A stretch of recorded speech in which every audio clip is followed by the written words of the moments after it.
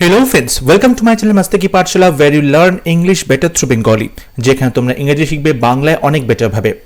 West Bengal police constable পরীক্ষা excise ডিপার্টমেন্টের main পরীক্ষার ইংলিশ প্রিপারেশনের মক টেস্ট সিরিজের আজকে 28th mock test. I hope এর আগে মক টেস্টগুলো তোমরা প্রত্যেকে সলভ করছো, তোমাদের স্কোর শেয়ার করছো এবং সেই স্কোর অ্যানালিসিস করে অবশ্যই তোমরা তোমাদের প্রিপারেশনে কোথায় ঘাটতি হচ্ছে, কতটা প্রিপারেশন আরও বাকি আছে সেই জিনিসগুলো খুব পরিষ্কারভাবে বুঝতে পারবে। শুরু করছি আজকে mock test. First question, what is the বোন ড্যাশ কন্টেনশন বিটুইন দেম? সেই দুজনের মধ্যে এই যে বোন ড্যাশ কন্টেনশন, কন্টেনশন মানে হচ্ছে বিবাদ। এই যে বোন তারপরে কোন প্রিপোজিশন বসাবে তারপর কন্টেনশন, এটা একটা ফ্রেজ বা ইডিয়াম হয় যার মানে হচ্ছে বিবাদের যে মূল কারণ তাকে বোঝানো হয়। সো এখানে কোন প্রিপোজিশনটা তোমরা বসাবে? With, of, in, for. সঠিক উত্তর হবে অফ। হোয়াট ইজ দি বোন অফ কন্টেনশন বিটুইন দেম? বোন অফ কন্টেনশন মানে হচ্ছে ঝগড়া বা বিবাদের যে কারণ তাকে বোঝানো হয়। সো অপশন বি হবে সঠিক উত্তর। Question number 2, he is a rich man, it is known to all. সে হয় খুব বড় লোক, খুব ধনী ব্যক্তি, এটা সবাই আমরা জানি। Join them into a complex sentence. এই দুটো সিম্পল সেন্টেন্সকে একসাথে জোড়া দিয়ে কমপ্লেক্স সেন্টেন্স তৈরি করতে হবে। আমরা জানি কমপ্লেক্স সেন্টেন্স তৈরি করতে গেলে একটা সাবঅর্ডিনেট ক্লজ, মিনিমাম একটা সাবঅর্ডিনেট ক্লজ দরকার হয়। অপশন এতে বলছে he is a rich man and it is known to all. দেখো এখানে অ্যান্ড দিয়ে দুটো সেন্টেন্সকে যোগ করা হচ্ছে, এটা কিন্তু কম্পাউন্ড সেন্টেন্স হলো, কনজাংশন ইউজ করা হয়েছে। সো এটাকে আমরা কমপ্লেক্স সেন্টেন্স বলবো না, কম্পাউন্ড সেন্টেন্স বলবো। অপশন বি তে বলছে he is a man who is rich and it is known to all। এখানে দেখো আবার and যুক্ত করা হচ্ছে, যদিও who is rich এখানে তোমার সাবঅর্ডিনেট ক্লজ দিয়ে কমপ্লেক্স সেন্টেন্স করা হলো, বাট তারপরে আবার and দিয়ে এটাকে কম্পাউন্ড করে দেওয়া হলো। সো অপশন বিও আমাদের সঠিক উত্তর নয়। অপশন সি তে বলছে it is known to all that he is a rich man. এটা সবার কাছে জানা যে সে হয় একজন ধনী ব্যক্তি। এই যে দ্যাট থেকে কিন্তু তোমার এখানে নাউন ক্লজ শুরু করেছো এবং এটা complex sentence. So option C হবে রাইট অপশন। অপশন ডি তে বলছে he is a rich man which is known to all. দেখো he is a rich man which is known to all, এখানে কিন্তু যে সে যে একজন এই যে ধনী ব্যক্তি which is known to all যেটা আমরা সবাই জানি, কিন্তু এখানে এটা ভুল আছে, কারণ এই যে which is known to all এটা উল্টো হয়ে গেছে। মানে he is a rich man, সবাই তিনি যে বড় ব্যক্তি, এই যে রিচ ম্যান, এই ম্যানের পরে কিন্তু এখানে হুইচ বসবে না। ওকে, আর যখন এই ফ্যাক্টটার কথা বলা হচ্ছে তখন কিন্তু সেটাকে আমি হুইচ দিয়ে রিপ্রেজেন্ট করতে পারি না, দ্যাট দিয়ে রিপ্রেজেন্ট করতে হবে।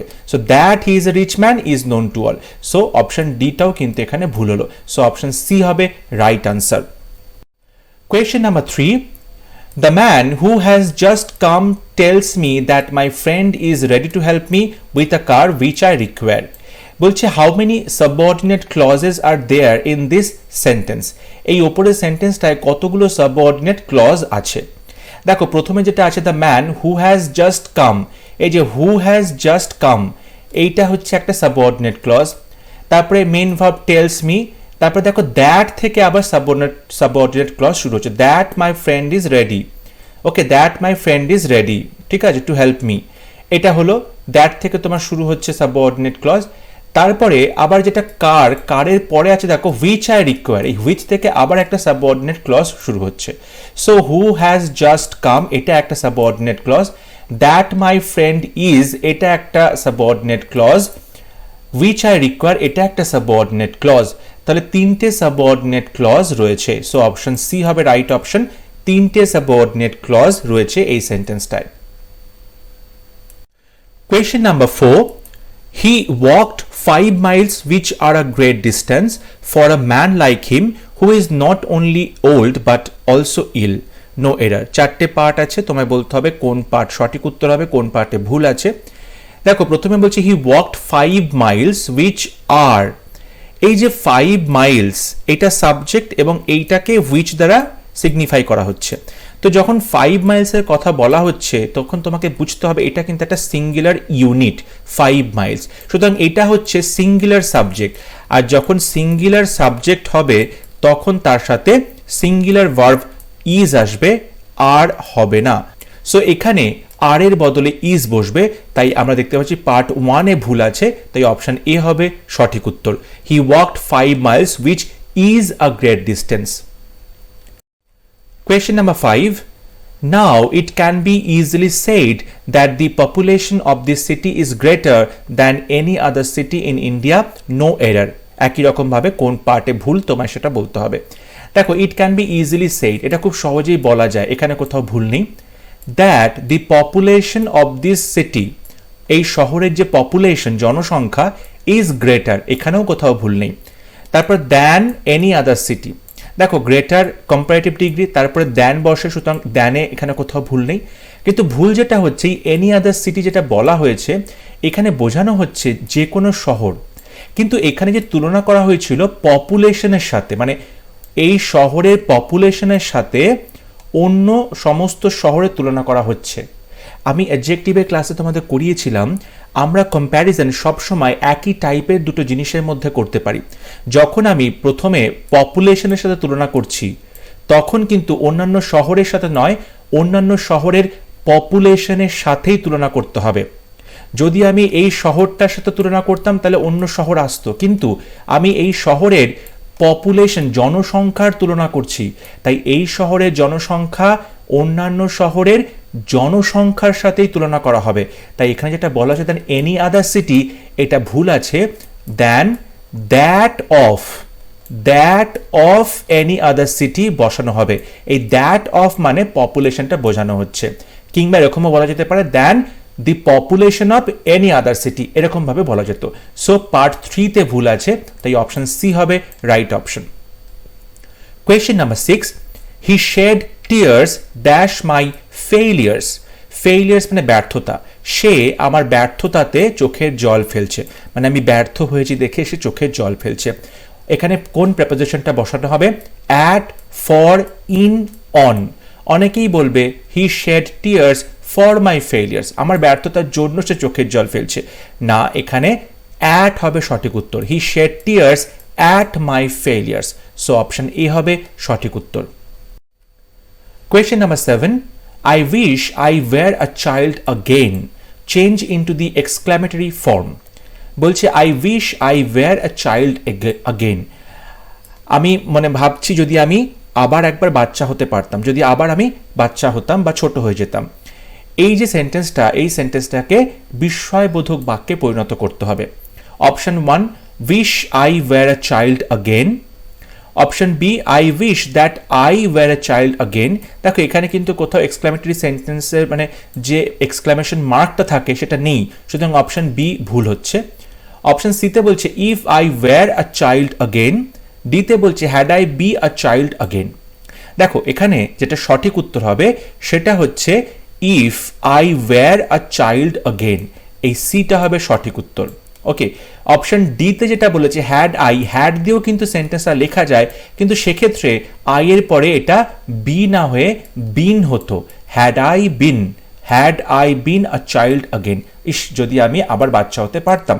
সো হ্যাড আই বিন, এখানে বি না হয়ে যদি বিন হতো তাহলে এই অপশনটাও সঠিক হতো। সো এই যে I wish I were a child again, এই সেন্টেন্সটাকে এক্সক্লামেটরি সেন্টেন্স পরিণত করলে দুরকমভাবে করা যায়। একটা হচ্ছে if I were a child again, আর একটা হলো had I been a child again. Option C হবে এখানে সঠিক উত্তর। Question number 8. Africa is in the south of Europe. বলছে Africa is in the south of Europe, ইউরোপের দক্ষিণ দিকে অবস্থিত। এখানে তোমায় বলতে হবে ইন দি, এই যে প্রেপোজিশন আর্টিকেলটা বসানো হয়েছে সেটা সঠিক আছে না তুমি ইমপ্রুভ করতে পারবে, না হলে নো ইমপ্রুভমেন্ট অপশন আমরা চুজ করব।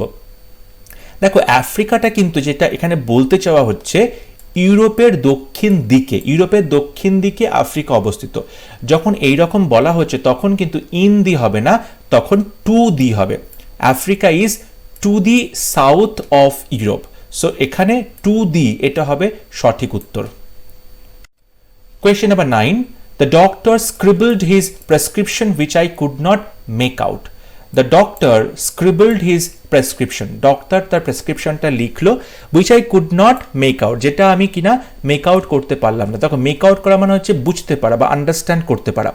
এখানে অন্য যে অপশনগুলো আছে makeup, make for, make over, এগুলো কিন্তু অন্য অন্য মানে মেকআপ মানে কি, মেকআপ ধরো তুমি কোনো কিছু তুমি সেটেল করছো বা কোনো কিছু ক্ষতিপূরণ দিচ্ছ বা কোনো কিছু ডিসাইড করছো, তখন তুমি মেকআপ বলতে পারো। সুতরাং এটা সঠিক উত্তর হবে না। মেক ফর মানে তুমি কোথাও যাত্রা মানে যাচ্ছ, কোথাও জার্নি শুরু করছো, তখন মেক ফর বলা হয়, এটাও সঠিক উত্তর হবে না। মেক ওভার মানে তুমি কোনো কিছু যখন হস্তান্তর করছো, কোনো কিছু ট্রান্সফার করছো, তখন আমরা মেক ওভার বলতে পারি। সো অপশান ডিটাও সঠিক নয়। অপশান এ হবে সঠিক, নো ইমপ্রুভমেন্ট। এখানে মেক আউট মানে বুঝতে পারা বা আন্ডারস্ট্যান্ড, একদম ঠিক বসানো হয়েছে, এখানে ইমপ্রুভমেন্টের কোনো প্রয়োজন নেই। তো এই অপশান এ হবে সঠিক উত্তর। Question number 10, synonym of caricature. Caricature শব্দটা সিনোনিম কি হবে?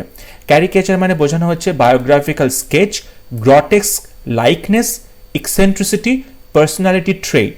দেখো ক্যারিকেচার মানে যেটা বলা হয় যে কার্টুন টাইপের যে আঁকাগুলো হয়, মানে মানুষকে ব্যঙ্গ বিদ্রুপ করে যে ছবিগুলো থাকে, তাদেরকে আমরা ক্যারিকেচার বলি। কোনো একটা সুন্দর দেখতে মানুষকে যখন বিকৃত করে, ধরো কারো মাথাটা বড় করে দেওয়া হলো, কারো পেটটা বড় করে দেওয়া হলো, হাত পাগুলো সরু করে দেওয়া হলো, বা নাকটা বড় করে দেওয়া হলো, এই যে ধরনের বিভিন্ন ছবিগুলো আঁকা হয় তাদেরকে ক্যারিকেচার বলা হয়। ঠিক আছে, কোনো একটা মানুষকে দেখতে একই রকম হয় কিন্তু তাকে বিভিন্ন অদ্ভুতভাবে তার ছবিটা আঁকা হয়ে থাকে।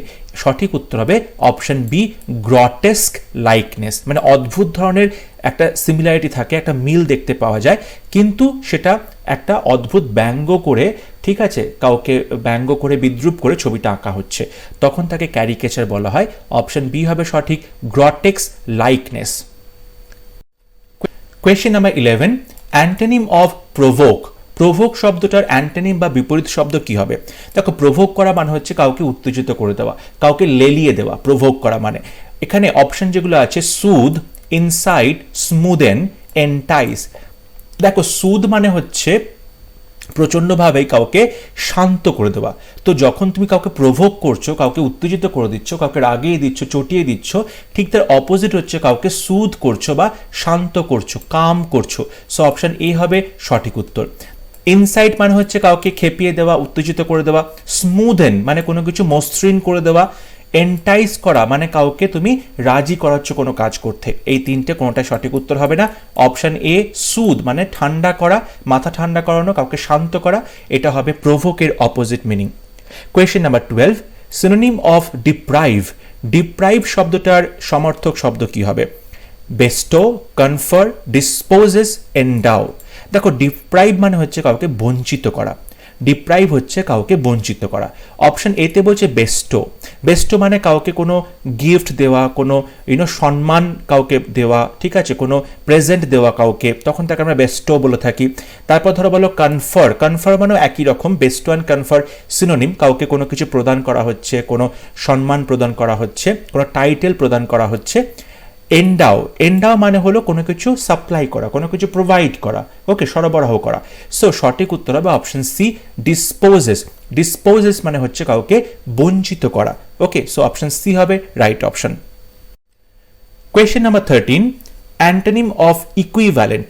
ইকুইভ্যালেন্ট শব্দটার বিপরীত শব্দ কি হবে? দেখো ইকুইভ্যালেন্ট মানে হচ্ছে ইকুয়াল, মানে দুটো ভ্যালু সমান, ওকে, সমতুল্য, এরকম বোঝায়।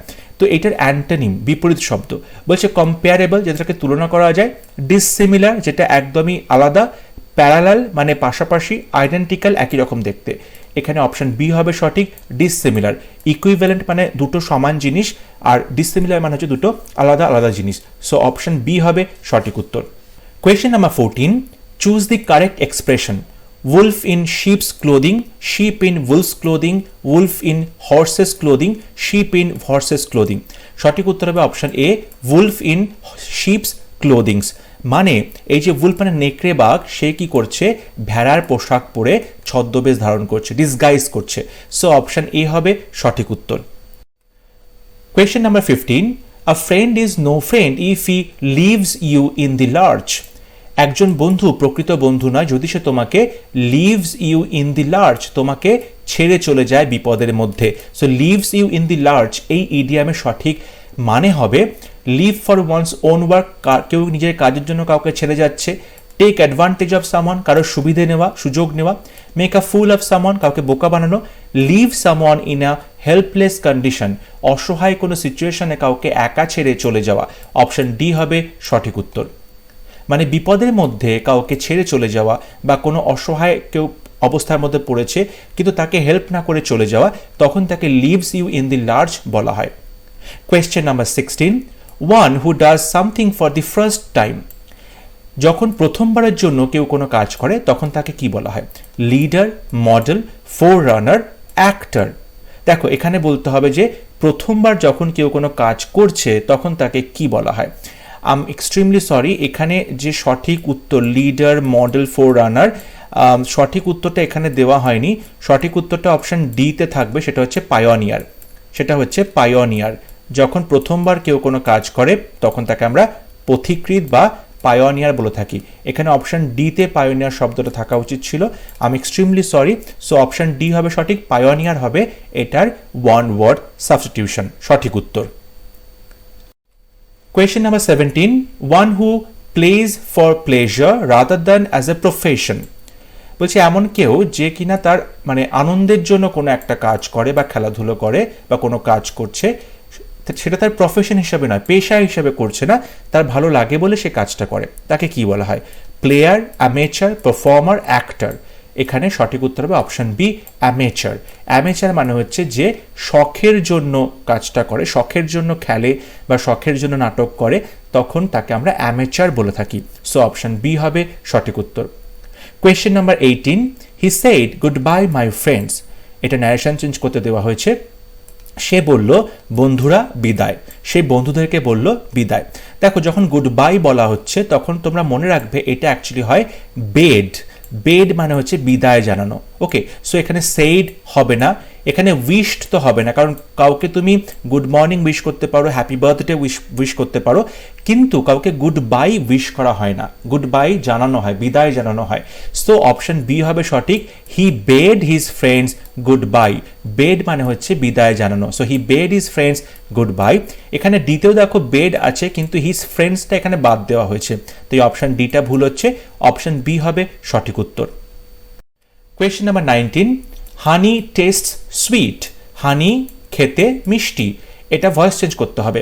তোমরা অনেকেই জানো এই ধরনের সেন্টেন্সগুলোকে আমরা কোয়াসাই প্যাসিভ বলে থাকি, কারণ এখানে প্যাসিভ ভয়েসটা কিন্তু তোমাকে মানে পুরোটা করতে হয় না, অর্ধেকটা অংশ প্যাসিভ হয়, অর্ধেকটা অংশ তোমার অ্যাক্টিভ থাকে, ঠিক আছে? এটা প্রায় প্যাসিভের মতো, কোয়াসাই প্যাসিভ। এখানে অপশন আছে honey is sweet tasted, honey is tasted by us, honey is sweet when it is tasted. Option D, sweet is tasted by honey. Option ডিতে একদমই হবে না, কারণ সুইটটাকে তুমি কখনোই সাবজেক্ট করতে পারো না, এটা একটা অ্যাডজেক্টিভ। দেখো এখানে সিতে যেটা আছে হানি ইজ সুইট, মধু হয় মিষ্টি, ওয়েন ইট ইজ টেস্টেড, যখন এটা টেস্ট করা হয়, এটা একদম সঠিক আছে।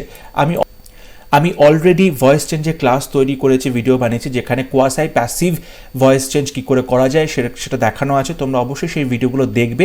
না হলে আমি এই ভিডিওর আই বাটনে সেই লিঙ্ক দিয়ে দেবো, কিংবা এন্ড স্ক্রিনে সেই লিঙ্কগুলো তোমরা পেয়ে যাবে, ডেসক্রিপশন বক্সেও সেই লিঙ্ক পাবে, সেখান থেকে তোমরা ক্লাসগুলো দেখলে তোমাদের আইডিয়াটা আরও বেশি ক্লিয়ার হবে।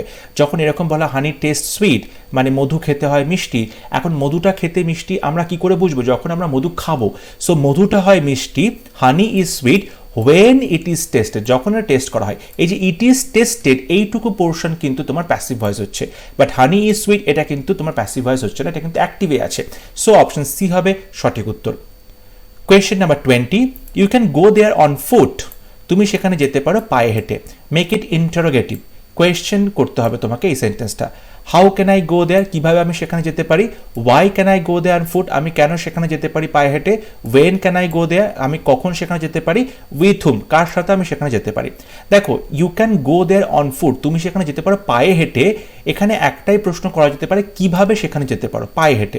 সো অপশন এ হবে সঠিক, how can I go there, আমি কিভাবে সেখানে যেতে পারি, উত্তর হবে পায়ে হেঁটে। সো অপশন এ হচ্ছে right option. Question number 21, I said to him excuse me sir, আমি এক্সট্রিমলি সরি এক্সকিউজ বানানটা ভুল হয়েছে, সি ইউ হবে, excuse me sir. Okay, so I said to him excuse me sir, আমি তাকে বললাম আমাকে দয়া করে ক্ষমা করবেন। এখানে যখন আমি এক্সকিউজ মি স্যার, আমাকে ক্ষমা করবেন, মানে কেউ কি করছে, ক্ষমা করতে বলছে, সে ভিক্ষে চাইছে যাতে আমাকে ক্ষমা করা হোক। এখানে যেটা বলা আছে টোল্ড, টোল্ড এখানে হবে না, অপশন ডিতে বলেছে আই রিকোয়েস্টেড হিম, এখানে কোথাও প্লিজ বলা নেই, তাই জন্য রিকোয়েস্ট এখানে বলতে পারবে না তুমি। আই আস্কড ফর ফরগিভনেস, আমি চাইলাম আমাকে ক্ষমা করে দেওয়া হোক, ক্ষমা চাইলাম আমি এখানে। এখানে কিন্তু সেভাবে বলা হচ্ছে না যে ক্ষমা চাইলাম বলে, কারণ এর থেকেও বেটার তোমার এখানে ন্যারেশন যে অপশন আছে, I begged him to excuse me. দেখো এখানে যে এক্সকিউজ মি ইম্পারেটিভ সেন্টেন্সটা রয়েছে, আমরা তার আগে কিন্তু টু বসাবো, টু তারপরে ভার্বের প্রেজেন্ট ফর্মটা বসবে। সো অপশন সি হবে রাইট অপশন। এবং এটা কিন্তু ভিক্ষে চাচ্ছ, আই বেগড হিম, আমি তার কাছে ভিক্ষে চাইলাম আমাকে ক্ষমা করে দেওয়ার জন্য। So I begged him to excuse me, option C হবে সঠিক উত্তর। দেখো অপশন বি এর সাথে কিন্তু একটা টাই আপ হতে পারে যে আই আস্কড ফর ফরগিভনেস, ঠিক আছে আমি ক্ষমা চেয়েছিলাম তার কাছে, কিন্তু এর থেকেও বেটার অপশন অপশন সি রয়েছে। তো অপশন সিটাই মার্ক করাটা বুদ্ধিমানের কাজ হবে। Question number 22, his result surprised me. His result surprised me, তার যে ফলাফল সেটা আমাকে সারপ্রাইজ করলো। এখানে ভয়েস চেঞ্জ করতে দেওয়া হয়েছে, হিজ রেজাল্ট এটা পুরোটা সাবজেক্ট হবে, সারপ্রাইজড এটা ভার্ব হবে, মিটা হচ্ছে অবজেক্ট হচ্ছে, তাহলে মিটা আই দিয়ে শুরু করব যেটা যখন সাবজেক্ট হয়ে যাবে।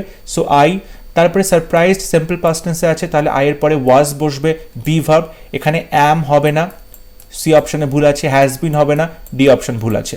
So I was surprised. তারপরে দেখো অপশন এ আর বি তো দুটোতেই আই ওয়াজ সারপ্রাইজড আছে। এবার এতে আছে সারপ্রাইজড পরে অ্যাট, বিতে আছে বাই, সঠিক উত্তর হবে অপশন এ সারপ্রাইজড অ্যাট, এখানে সারপ্রাইজড এর পরে বাই বসবে না। সো অপশন এ হবে সঠিক উত্তর, I was surprised at his result. Question number 23, jumbled sentence দেওয়া আছে। ওয়াকিং ইজ দি, ওয়াকিং হচ্ছে হাঁটাটা কি হয়, ওয়াকিং ইজ দি, এরপরে তোমাকে তিনটে পার্ট সঠিক করে সাজিয়ে একটা মিনিংফুল সেন্টেন্সে পরিণত করতে হবে। ওয়াকিং ইজ দি কি হতে পারে, বলছি exercise to best form of remain healthy. তাহলে যদি বসাই walking is the best form of, প্রথমে যদি কিউ বসাই বেস্ট ফর্ম অফ, খুব ভালো সব থেকে ভালো ফর্ম, কিসের ফর্ম, ফর্ম অফ এক্সারসাইজ, ওকে ব্যায়াম বা শরীর চর্চার একটা সব থেকে ভালো ফর্ম, ঠিক আছে। এবার টু এর পরে আছে কি, তোমাকে একটা প্রেজেন্ট ফর্ম বসাতে হবে ভার্বের, দেখো রিমেইন আছে, তাহলে তুমি এখানে আর বসাবে। তাহলে সেন্টেন্সটা হচ্ছে walking is the best form of exercise to remain healthy. So Q P R, option B হবে সঠিক উত্তর। Question number 24, choose correctly spelled word, সঠিক বানান তোমাকে বলতে হবে। ডিপ্লোরেবল আছে এখানে, সঠিক উত্তর হবে ডিইপি LORABLE, অপশন সি হবে সঠিক উত্তর ডেপ্লোরেবল। ওকে, সো অপশন সি হবে সঠিক উত্তর ডেপ্লোরেবল, মানে খুব বাজে অবস্থা, ঠিক আছে, খুব করুণ অবস্থা, তখন ডেপ্লোরেবল কন্ডিশন বলা হয়ে থাকে। Question number 25, choose wrongly spelled word, ভুল বানান তোমাকে চুজ করতে হবে। Dictionary, sparrow, adolescent, narcissism. এখানে ভুল শব্দটা হচ্ছে ডিকশনারি, ডিকশনারিতে এখানে SI আছে, এটা TIO হবে, TIONARY, এটা হবে সঠিক ডিকশনারি। ওকে, এখানে এস হবে না, টি হবে, তাই অপশন এ হচ্ছে রাইট অপশন। এরপর ক্লোজ টেস্ট দেওয়া আছে, তোমাকে প্যারাগ্রাফটা পড়তে হবে, প্যারাগ্রাফের কনটেক্সটে এখানে ফিল ইন দ্য ব্ল্যাঙ্কস করতে হবে চারটে অপশন থেকে। The quest for a dash life engrosses every human being on this earth. বলছে কোয়েস্ট মানে খোঁজা, খোঁজা বা অনুসন্ধান করা, কিসের অনুসন্ধান, ফর এ ড্যাশ লাইফ, জীবনের অনুসন্ধান, কি জীবন, সেই অ্যাডজেক্টিভটা তোমার এখানে বসাতে হবে। তো সেই জীবনের যে খোঁজা, জীবনের যে অনুসন্ধান করা হচ্ছে, সেটা প্রত্যেকটা হিউম্যান বিইং জীবনে করে থাকে। এই পৃথিবীতে যত হিউম্যান বিইং আছে সবাই কিন্তু সেই চিন্তায় নিজেদেরকে এনগ্রস করে। এখানে তোমায় বলতে হবে কি জীবন, জীবনের আগে কোন অ্যাডজেক্টিভ বসবে, সিম্পল জীবন, স্যাড, হ্যাপি, রিয়েল। দেখো এখানে সঠিক উত্তর যেটা হতে পারে সেটা হচ্ছে হ্যাপি লাইফ। সবাই কিন্তু আমরা জীবনে সুখী জীবন চাই, হ্যাপি, কি করে হ্যাপি থাকতে হয় সবসময় আমরা সেই চেষ্টা করি। সো অপশন সি হবে সঠিক উত্তর, the quest for a happy life, মানে সুখী জীবন, ঠিক আছে। Every man tends to define a happy life, দেখো এখানেও দেখো হ্যাপি বলা হচ্ছে, সুতরাং তুমি খুব ভালো মতোই জানো তোমাকে এখানে হ্যাপি বসাতেই হবে, কারণ এখানে একেবারে হ্যাপি লাইফ বলে দিচ্ছে। So every man tends to define a happy life in a dash individualistic fashion.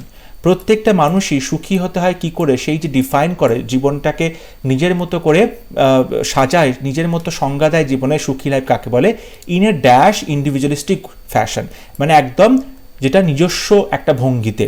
Okay, so এই যে ইন্ডিভিজুয়ালিস্টিক বলা হচ্ছে, যখন নিজস্ব ভঙ্গির কথা আসছে তখনই কিন্তু সেটা কি হয়ে যায়, সবার থেকে আলাদা হয়ে যায়। যখনই তুমি ইন্ডিভিজুয়ালিস্টিক বলছো, প্রত্যেকের নিজস্ব নিজস্ব চিন্তাভাবনার কথা বলছো, তখনই সেটা কিন্তু একে অপরের থেকে আলাদা হবে এবং সেটা তখন হবে ডিস্টিংক্টলি মানে একদম আলাদা, একদম স্বতন্ত্র। ঠিক আছে, অন্য যে অপশন আছে আইডেন্টিক্যাল, একই রকম হবে, এটা সঠিক উত্তর নয়। সিরিয়াস ইন্ডিভিজুয়ালিস্টিক ফ্যাশন, এটা হবে না। সিমিলার, এটাও হবে না। যেটা হবে ডিস্টিংক্টলি মানে সবার থেকে স্বতন্ত্র। ওকে, সো অপশন এ হবে সঠিক উত্তর। এরপর বলা হচ্ছে dash have attempted to define a happy life in various terms. মানে এই লোকজনরা, এখানে একটা নাউন বসবে তোমার, ঠিক আছে, সাবজেক্ট হিসাবে। এই লোকজনরা সবাই চেষ্টা করেছে যে সুখ কাকে বলে, মানে হ্যাপি লাইফ কাকে বলে, সেটা বিভিন্নভাবে তারা ডিফাইন করার চেষ্টা করেছে, তার সংজ্ঞা দেওয়ার চেষ্টা করেছে। এখানে কারা চেষ্টা করেছে? Professor's, thinkers, researchers, scientist. দেখো এখানে তুমি যেটা বলবে সেটা হচ্ছে থিঙ্কার্স, যারা চিন্তাবিদ। কারণ এই রিসার্চ তো হ্যাপি লাইফ নিয়ে করবে না, সায়েন্টিস্টরা হ্যাপি লাইফ এরকম একটা অ্যাবস্ট্রাক্ট বিষয় নিয়ে রিসার্চ করবে না, প্রফেসররাও এখানে হবে না। প্রফেসরের থেকে বেশি অ্যাপ্রোপ্রিয়েট হচ্ছে থিঙ্কার্স, যারা চিন্তাবিদ, ঠিক আছে, চিন্তাশীল মানুষ। সো অপশন বি হবে সঠিক উত্তর। এরপর বলা হচ্ছে hedonists have a dash notion that happiness lies in the dash of physical appetites. এখন জীবনকে নিয়ে তো বিভিন্ন গ্রুপ আছে, বিভিন্ন মতামত পোষণ করে। তাদের মধ্যে একটা হচ্ছে হেডোনিস্ট, যারা ভোগবাদী যারা হেডোনিস্ট, তারা কি করে, they have a dash notion, তাদের এক ধরনের মতামত বা চিন্তা আছে। কি রকম চিন্তা? Complex, distinct, varied, simple. তাদের কীরকম চিন্তা আছে?